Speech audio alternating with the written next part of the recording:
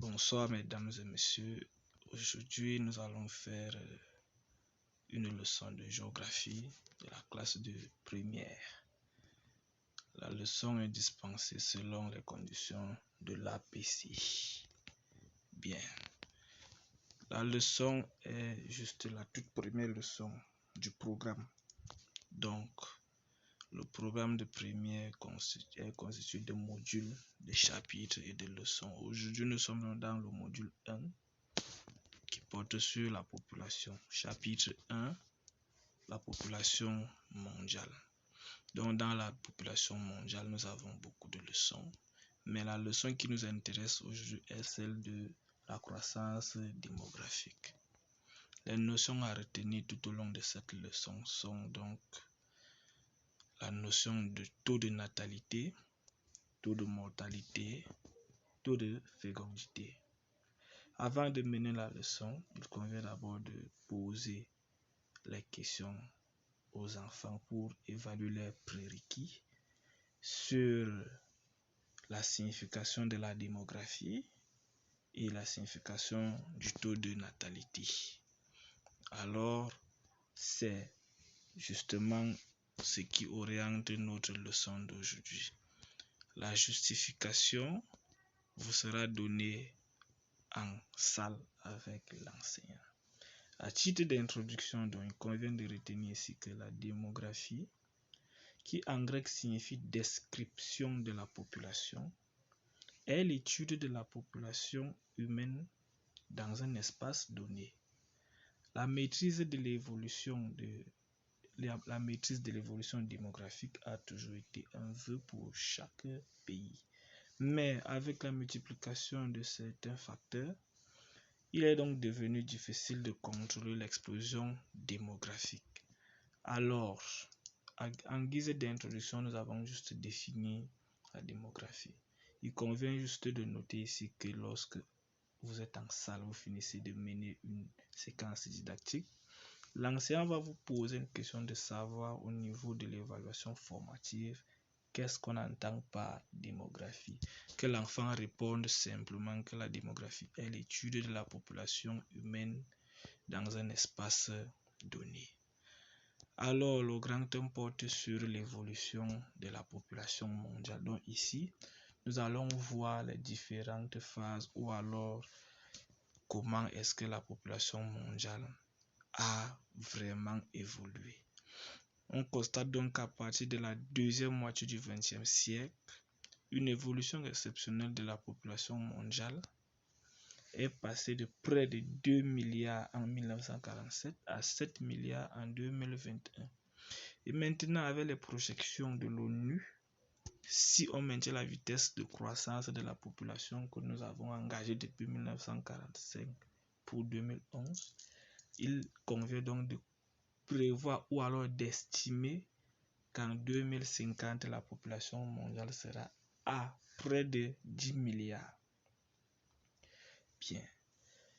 Étant donné donc que cette évolution a été considérée comme le boom démographique, nous remarquons donc aujourd'hui que la population mondiale est répartie en foyers ou en zones. Nous avons donc les foyers de fort peuplement, par exemple l'Inde, la Chine, l'Europe. Nous avons les foyers moyennement peuplés comme l'Indonésie, l'Éthiopie, le Nigeria, la Turquie ou l'Afrique ou l'Amérique du Nord, tant pour moi. Nous avons les foyers faiblement peuplés. Ce sont les foyers qu'on retrouve ou alors les pays qu'on retrouve dans les lieux désertiques, dans les montagnes ou alors dans les lieux de grandes forêts. Par exemple, la Sibérie, l'Amazonie, la forêt de l'Amazonie se trouve aux États-Unis. Nous avons le Sahara, pour ne citer que cela. Le cas de l'Afrique, nous avons les pays sous-développés comme les pays sous-peuplés autant pour moi, comme le Cameroun, le Tchad, la Centrafrique, Togo, Côte d'Ivoire, ce sont les pays faiblement peuplés. Alors, étant donné que le point focal de notre leçon porte sur le taux de fécondité, il convient de noter ici que le taux de fécondité est le nombre moyen d'enfants par femme en âge de procréer. Et cet âge est compris entre 15 et 50 ans.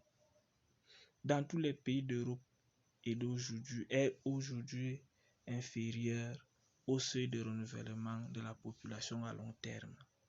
Nous savons tous que la population européenne est extrêmement vieillissante.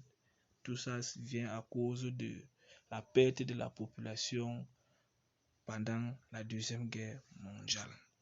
Donc, après avoir déroulé cette partie, l'enseignant va toujours vous poser la question à la fin de la séquence didactique. Qu'est-ce qui a favorisé la croissance démographique?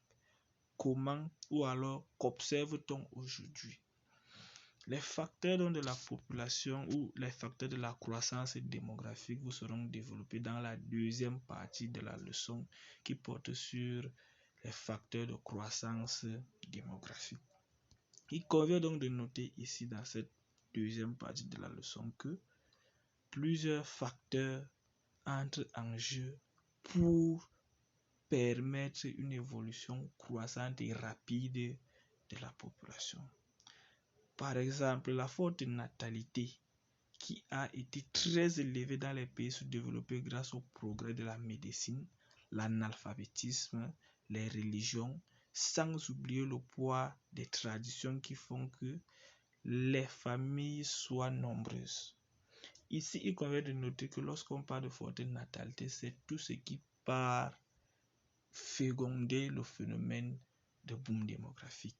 Si nous avons cité parmi quelques facteurs l'analphabétisme, c'est parce que nous avons compris que les populations qui n'ont pas fréquenté, les enfants ou alors les humains qui ne savent pas comment on fait un planning familial, qui ne savent quoi faire pour prévoir un enfant, font les enfants en désordre. C'est le cas des familles pauvres. On dit toujours le lit du pauvre est très fécond. Nous avons les religions qui stipulent que l'enfant est le cadeau de l'homme offert par Dieu. Nous avons les traditions africaines, par exemple, chez les Bamileke, qui stipulent que le pouvoir appartient aux hommes qui ont trop de femmes et beaucoup d'enfants. C'est aussi le même cas chez les nordistes. Voilà quelques facteurs qui viennent vraiment donner l'occasion à la population de croître à une vitesse très élevée. Deuxième facteur que nous pouvons avoir ici, c'est la réduction du taux de mortalité. Étant donné donc que nous avons cité plus haut l'évolution de la médecine avec l'invention des produits de santé, les vaccins et les vaccins autant pour moi, cela a permis en sorte qu'à chaque fois qu'un individu se sent en mauvaise santé, trouve les injections ou alors les médicaments pour rassurer ou alors assurer la pérennité de sa descendance pendant de longues années. L'espérance de la vie à la naissance, c'est la durée moyenne de vie d'une génération. L'espérance de vie des femmes est plus élevée que celle des hommes. Donc, cela, il faut donc reconnaître ici que naturellement, la femme a une expérience de vie plus élevée que l'homme. Simplement pourquoi? Parce que l'homme dépense trop en énergie physique. C'est lui qui fait tout, presque un peu de tout. Il réfléchit, il cherche l'argent, il faut éduquer les enfants et tout. Et tout cela affaiblit l'espérance de vie de l'homme. À ces facteurs, donc, on peut ajouter les mouvements migratoires liés aux effets divers. Les mouvements migratoires accélèrent le boom démographique dans certains pôles. Par exemple, les niveaux de vie où on retrouve beaucoup plus de difficultés comme les phénomènes naturels, les séismes, volcanismes et consorts qui attaquent certaines populations. Du coup, les populations qui vivent aux alentours de ces points sont obligées de se déplacer pour chercher du recueil ailleurs. Nous avons par exemple aussi les guerres. Lorsqu'une population est en guerre, nous sommes obligés de se déplacer pour aller ailleurs pour chercher un abri. Voilà en quelque sorte quelques facteurs du boom démographique.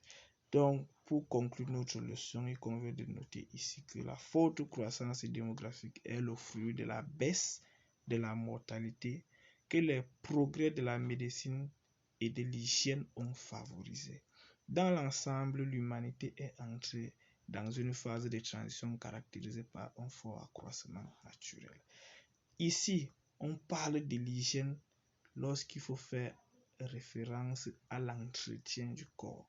Nous avons compris que l'hygiène, ça veut dire la propreté corporelle et de notre environnement, rend notre endroit sain et nous évite de plusieurs maladies qui peuvent affecter ou alors nous entraîner dans une dérive qui n'est pas normale. Du coup, je vous remercie de votre aimable attention. À titre de rappel, je suis Johnny Poulet Oscar pour les abonnés. Abonnez-vous pour ceux qui ne sont pas abonnés. Je vous remercie.